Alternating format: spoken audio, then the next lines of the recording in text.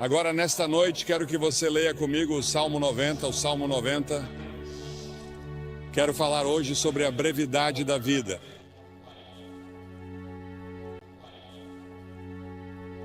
E serei breve, como fiz ontem à noite. O 10º versículo do 900 Salmo. Os dias de nossos anos são 3 anos e 10. Isso é 70. E se pela sua força são 80, isto é, 80, contudo a sua força é trabalho e tristeza, porque logo se corta e nós voamos. Quem conhece o poder da sua ira? Conforme o teu temor, assim é a tua ira. Portanto, ensine-nos a contar os nossos dias, para que possamos aplicar nosso coração à sabedoria. Você conta seus dias, você percebe como cada dia é importante?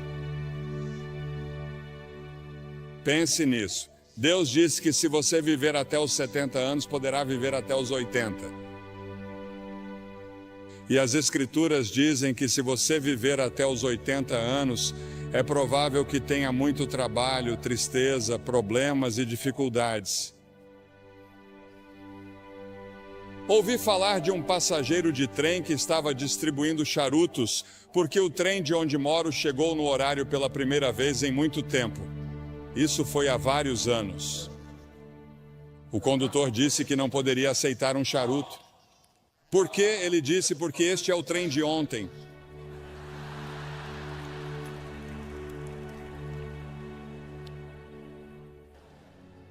Há o colapso do tempo ao nosso redor.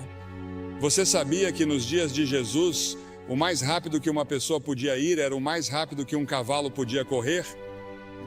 E isso aconteceu até 1830, quando desenvolvemos um motor mais rápido que um cavalo. Pense nisso. Naquelas centenas e milhares de anos, o mais rápido que você podia ir era a cavalo. Depois, em 1910, desenvolvemos uma aeronave militar que percorria 42 milhas por hora. Lembro-me muito bem, como se fosse ontem, quando Lindbergh decolou para Paris e em 33 horas estava em Paris e achamos que isso era realmente incrível. Hoje em dia entramos em um Concorde, ou algumas pessoas o fazem e chegam lá em 3 horas e meia. E em 1960 começamos a viajar pelo ar a 18 mil milhas por hora quando chegamos à estratosfera. Agora meu pai dirigia um cavalo e uma charrete e estamos tentando administrar hoje uma era espacial em uma condição moral e espiritual de cavalo e charrete. O tempo está desabando sobre nós. Quanto tempo ainda temos? O salmista pediu que o Senhor se lembrasse de como o meu tempo é curto. Eis que você fez os meus dias como um palmo e a minha idade como nada para você. 1000 anos aos teus olhos são como o dia de ontem, quando já passou, e como um relógio. Um relógio dura 4 horas à noite. Um dia é o que o Senhor é 1000 anos e 1000 anos é um dia. Aquele que está assentado sobre o círculo da terra e os seus habitantes olham para Deus como gafanhotos. A grama murcha e a flor murcha, diz a Escritura. Os meus dias são como a sombra que declina, e eu me vou secando como a erva, mas tu, ó Senhor, permanecerás para sempre na tua memória, de geração em geração. Pense nisso, Deus permanecerá para sempre, mas nesta terra somos como uma sombra. Estamos todos em declínio e morrendo. Desde o momento em que nasceu, você começou a morrer porque todos nós estamos caminhando para a morte. Cada um de nós está sujeito à sentença de morte. Não haverá ninguém vivo nesta plateia, eu diria que daqui a 90 anos. Ninguém, todos partiremos. E o que você vai fazer com esses anos? Cada ser humano tem exatamente o mesmo número de horas e minutos todos os dias. Você sabe quantos minutos há em um dia? Você sabe quantas horas há em uma semana? Agora, se você viver até os 70 anos, seus primeiros 15 serão na infância ou na adolescência. Você passa 20 anos na cama. Os últimos 5 anos são de limitações físicas e você está reduzindo suas atividades. Isso significa que você só tem 30 anos para todo o resto, 30 anos para viver. E parte desse tempo tem que ser gasto com alimentação, trabalho e cálculo do imposto de renda. As Escrituras fazem esta pergunta: o que é a vida de vocês? É até mesmo um vapor que aparece por um pouco de tempo e depois desaparece. O mais velho de nós não viverá muito tempo. Nosso tempo já está nas mãos de Deus. Deus já tem um dia marcado para você ser levado deste mundo. Você pode estar envolvido em um acidente. Pode ser um câncer, pode ser um ataque cardíaco. Seja o que for, já está definido. E as Escrituras dizem que ao homem está ordenado morrer uma vez, e depois disso, o julgamento. Você estará diante do grande julgamento de Deus para prestar contas de como passou esta vida e o que fez em relação a Jesus Cristo, porque Deus deu seu Filho para morrer por seus pecados. Porque, como você vê, somos todos pecadores. Todos nós temos a mesma doença. Não me importa a cor da pele de vocês. Deus não olha para a cor da sua pele. Deus olha para o seu coração e vê que você tem uma doença espiritual no coração, e essa doença espiritual no coração se chama pecado. E todos nós somos pecadores. Isso significa que violamos as leis de Deus, desobedecemos a Deus, nós nos rebelamos contra Deus, e por termos nos rebelado contra Ele, teremos de enfrentar um julgamento. E Ele vai dizer: afastai-vos de mim. Nunca te conheci. É interessante para mim que as pessoas ricas não possam comprar mais horas. Os cientistas não podem inventar novos minutos. Você não pode nem mesmo economizar tempo para gastá-lo em outro dia. Você tem pouco tempo hoje. Diz que quer guardar para amanhã. Não pode fazer isso. Há urgência no tempo. A Bíblia diz: redimam o tempo porque os dias são maus.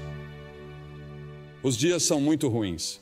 Olhamos para nossos jornais e não conseguimos acreditar em todos os assassinatos, estupros e problemas raciais, todas essas coisas no mundo todo. Sim, os dias são maus e temos uma grande tarefa pela frente se quisermos que esta terra seja poupada por muito mais tempo. As Escrituras dizem que devemos redimir o tempo. É uma frase do mundo dos negócios. Significa comprar o tempo. Ouvi falar de pessoas que dão o dízimo de seu tempo. Devemos dar o dízimo de nosso dinheiro. 10% do nosso dinheiro pertence a Deus, se você for cristão. Mas podemos dizimar seu tempo. Reserve 10% do seu tempo e diga: Senhor, isso é seu para o estudo da Bíblia, para a oração. Você diz que passamos muito tempo nas rodovias, indo e voltando, e nas interestaduais, presos no trânsito. Você sabe, inventamos todas essas coisas modernas para economizar tempo, mas temos menos tempo do que nunca.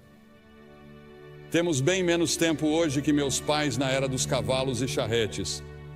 No entanto, temos automóveis e aviões velozes, e estamos correndo de um lugar para outro como loucos. E a maioria de nós não sabe o que fazer ao chegar lá.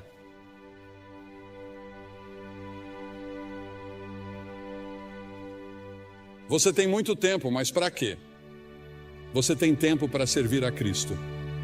Você tem tempo para viver conforme sua vontade. Você tem tempo para obedecer a Ele. Você já fez como o salmista disse em 31:15 e se colocou à disposição de Deus quando ele disse: meus tempos estão em suas mãos. Há um filme em exibição nessa área chamado The Commitments.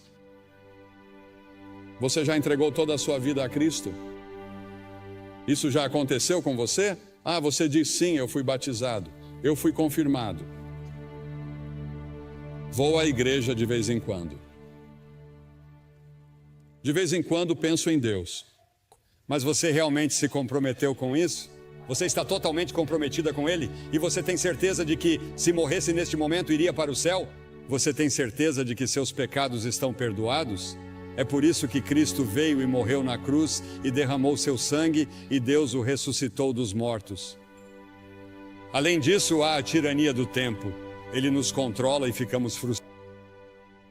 Correr de uma coisa para outra porque achamos que não temos tempo suficiente para fazer tudo o que precisa ser feito. Jesus disse: enquanto é dia, importa que eu faça as obras daquele que me enviou. Chega a noite em que ninguém pode trabalhar. A noite virá até você e você não terá a oportunidade de servir a Deus. Sirva-o enquanto você pode. Sirva-o agora. Priorize-o em sua vida. No entanto, no final de sua vida, ele disse: eu terminei o trabalho que você me deu para fazer. Deus tem um plano para a sua vida e você pode concluí-lo com a ajuda de Deus, e Ele lhe dará uma alegria e uma paz que você nunca sonhou que existissem se você colocar sua confiança nele. Ah, sim, quando Jesus deixou a terra, havia pessoas que precisavam ser curadas e vidas que precisavam ser tocadas, mas Jesus disse que havia terminado a obra que lhe havia sido designada. Pelo Pai, Deus designou um trabalho que somente você pode realizar. Você é único. Ninguém pode tomar o lugar de vocês. E Deus precisa de você em seu reino. O tempo pode ser nosso aliado ou nosso algoz. Mesmo assim, o tempo é incrivelmente justo e perdoador. Não importa quanto tempo você tenha desperdiçado no passado, você ainda pode ter o amanhã. Adlai Stevenson disse certa vez que o que conta não são os dias de sua vida, mas a vida em seus dias. Precisa comprá-lo. Qual é o preço que você tem que pagar? O preço é que você não tem tempo para certas coisas. Não devemos ficar à deriva, fazendo todos os prazeres, bebendo e fazendo todas as outras coisas erradas. Deus quer que amemos os outros. A principal coisa que Ele quer que façamos é amar o próximo e amar as pessoas de outras raças. A única coisa que distingue um crente dos outros é o amor que domina a sua vida. Sua vida deve ser cuidadosamente planejada. Depois há o término do tempo. Irmãos, o apóstolo Paulo disse em 1 Coríntios que o tempo é curto. No Apocalipse ele nos diz que o tempo não existirá mais. Jesus e seus discípulos passaram os 94 versículos de Mateus 24 até o final do capítulo 25 falando sobre o fim dos tempos. Ao nos aproximarmos do fim dos tempos, lemos em Apocalipse 12 que o diabo estará freneticamente ativo, porque sabe que seus dias estão contados. Sim, existe um demônio. Existe um Satanás. Ele é uma pessoa real e eles são demônios reais e vão lutar por sua alma esta noite, porque Satanás não quer desistir de você. Ele lutará para manter você no reino dele, pois existem dois reinos.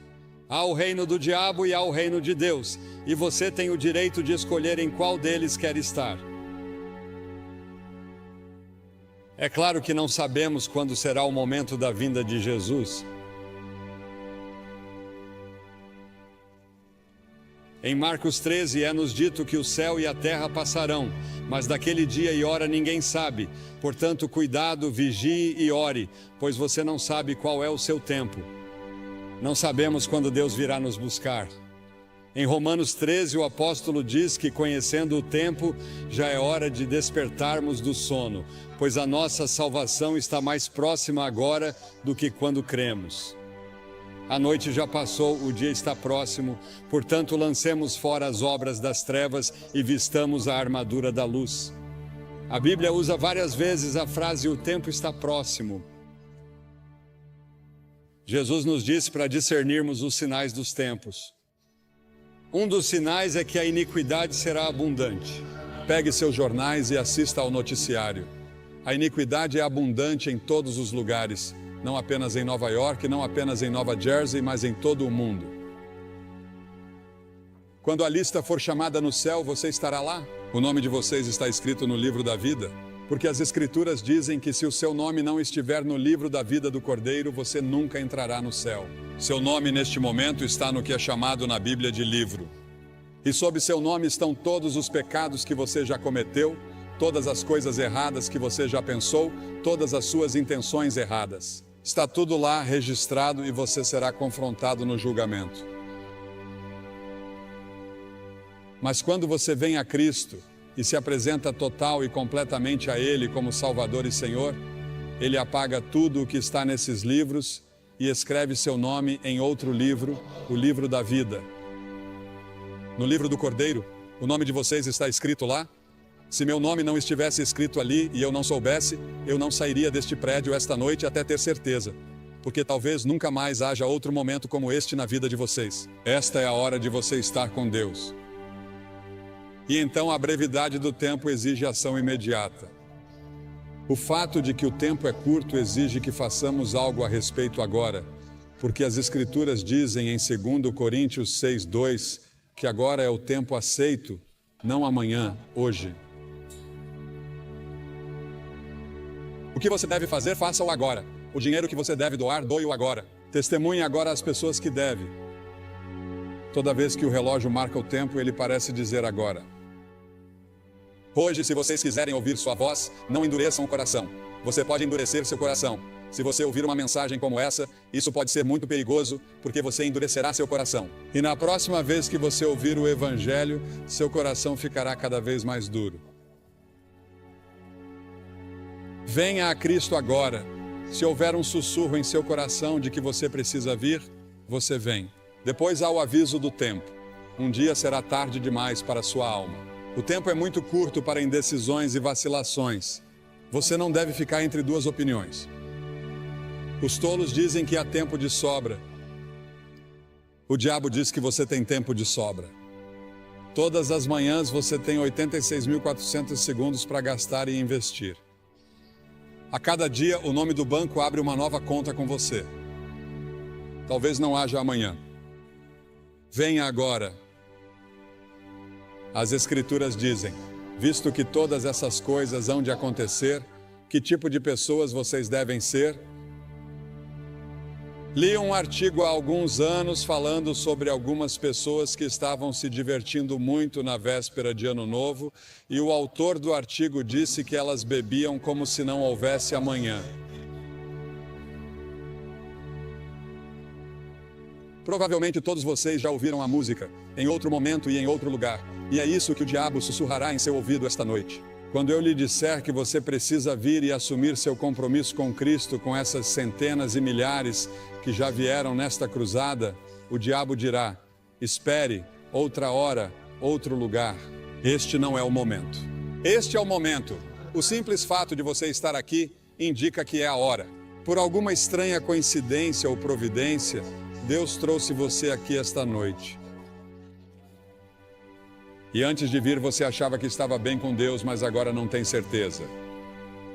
E você quer ter certeza, você quer ter certeza. Sim, o demônio sempre diz, sim, faça isso. Mas em alguns momentos e em alguns lugares, Deus diz aqui e agora. Em Lucas 19, você vê Jesus chorando pelo povo de Jerusalém. Há um poema que ouvi pela primeira vez anos atrás que diz: há um tempo que não sabemos quando, um lugar que não sabemos onde, que sela o destino do homem para a glória ou para o desespero. Alguém me escreveu uma carta aqui esta semana.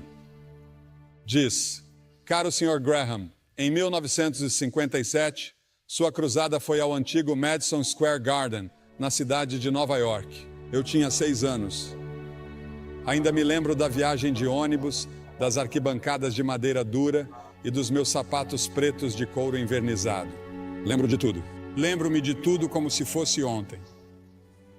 Quando você fez o convite para que eu entregasse minha vida a Cristo, eu estava pronto e me animei a ir. Mas infelizmente naquela época e naquela geração, minha mãe me respondeu e disse: quieto, sente-se. Não fazemos isso. Alguém pode ver você. Fiquei em minha cadeira. Aqui estamos 35 anos depois e tenho o privilégio de ser um conselheiro voluntário no andar de baixo. E é minha oração que nenhuma pessoa permaneça em seu assento, mas que venha à frente para receber Cristo. Enquanto há tempo, agradeço a você por trazer sua cruzada de volta a esta área. Minhas lembranças de menina de 6 anos estão transbordando de entusiasmo. Estarei orando por você esta semana. Deus abençoe você. Há um homem dessa região sobre o qual Cliff Barrows me falou ao telefone hoje. Sua família estava insistindo para que ele ficasse aqui porque ele não acreditava. E ele fazia questão de dizer às pessoas que não acreditavam em Cristo. Ele não era um crente. Mas ele não ficaria aqui e não viria. E ele não queria aceitar as reivindicações de Cristo. Em vez disso, ele foi para as Ilhas Bahamas e de manhã cedo morreu de ataque cardíaco.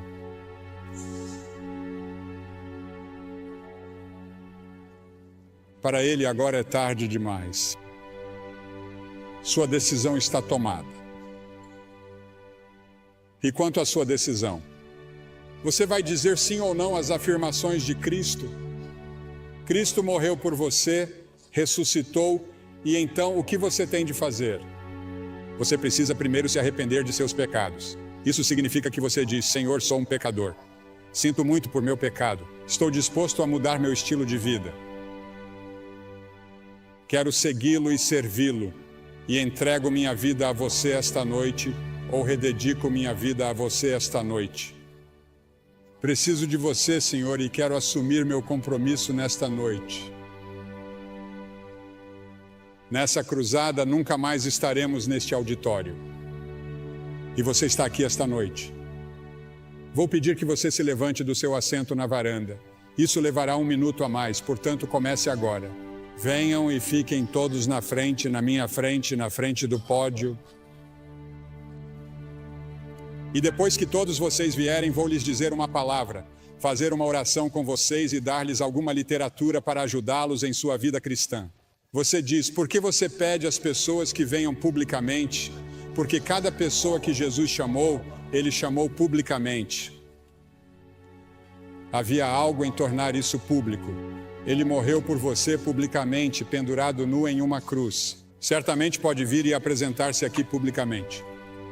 Assumir seu compromisso com ele e dizer: Senhor, você tem tudo de mim hoje.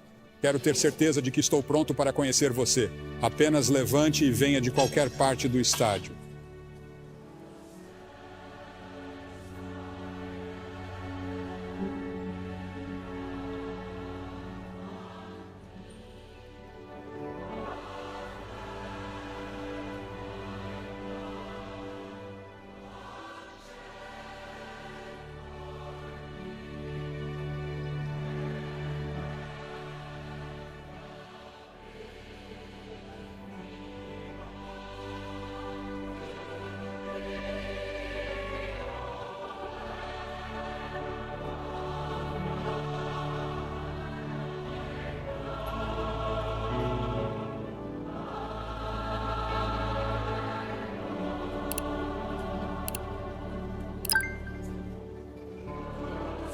Enquanto muitos outros ainda estão chegando, quero dizer uma palavra a vocês que talvez estejam assistindo pela televisão, porque esses cultos estão sendo gravados em fita para serem exibidos no final deste ano ou no início do ano que vem.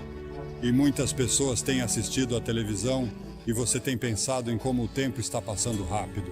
Parece que foi ontem que você era um garotinho ou uma garotinha e o tempo voou. Talvez esteja num quarto de hotel ou num bar. E quero dizer a você que Deus o ama. Ele quer perdoar você. Ele quer fazer de você uma nova pessoa, se você permitir. Você pode assumir esse compromisso onde está agora.